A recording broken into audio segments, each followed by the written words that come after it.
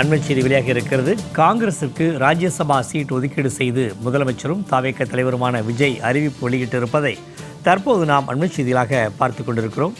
காங்கிரசிற்கு Rajya Sabha seat ஒதுக்கீடு செய்யப்பட்டிருக்கிறது. காங்கிரசிற்கு Rajya Sabha seat ஒதுக்கீடு செய்து முதலமைச்சரும் தாவேக தலைவருமான விஜய் அறிவிப்பு வெளியிட்டிருப்பதை தற்போது நாம் அண்மை செய்திகளாக பார்த்து கொண்டிருக்கிறோம்.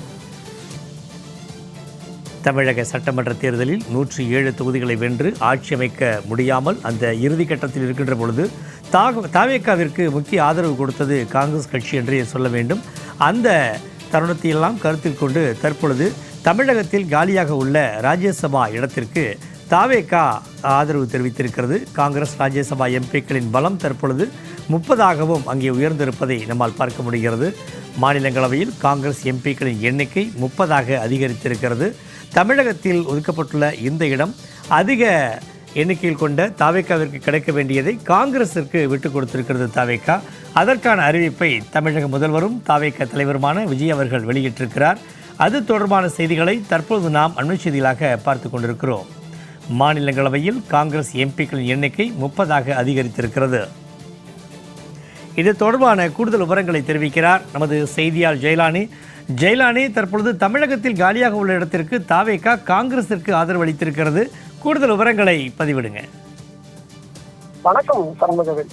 அதாவது தமிழகத்துல ஒரு ராஜ்யசபா உறுப்பினருக்கான காலி இடம் என்பது இருந்து வருகிறது. இந்த நிலையில அந்த இடம் என்பது தமிழக வெற்றி கழகம் வசம் இருந்த நிலையில கூட்டணி கட்சியான அகில இந்திய காங்கிரசுக்கு வழங்குவதாக தமிழக வெற்றி கழகம் அதிகாரப்பூர்வமான அறிவிப்பினை வெளியிட்டிருக்கிறது.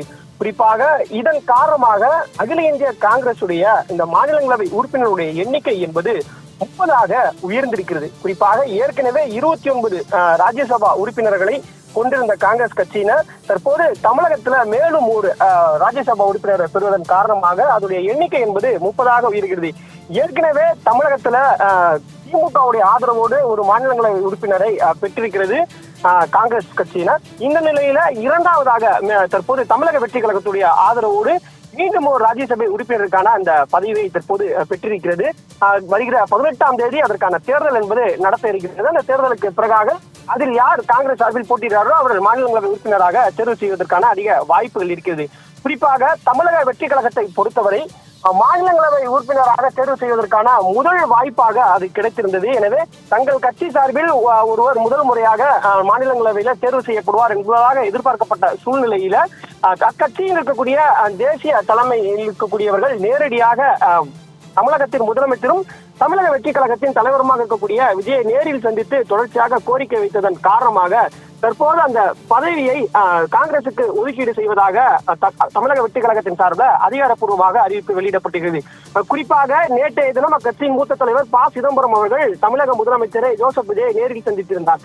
இந்த நிலையில இன்றைய தினம் கட்சியின் தேசிய மேலிட பொறுப்பாளராக இருக்கக்கூடிய கிறிஸ் ஜோடங்கர், அதாவது தமிழகத்தில் இருக்கக்கூடிய மேலிட பொறுப்பாளர்கள் கிறிஸ் ஜோடங்கர் தமிழக முதலமைச்சர் ஜோசப் விஜயை நேரில் சந்தித்து இந்த ராஜ்யசபா உறுப்பினர் பதவி தொடர்பாக ஆலோசனை மேற்கொண்டார். அதற்கு பிறகாக பத்திரிகையாளர் சந்திப்பிலும் போதும் கூட அவர் அதனை உறுதிப்படுத்தி இருந்தார்.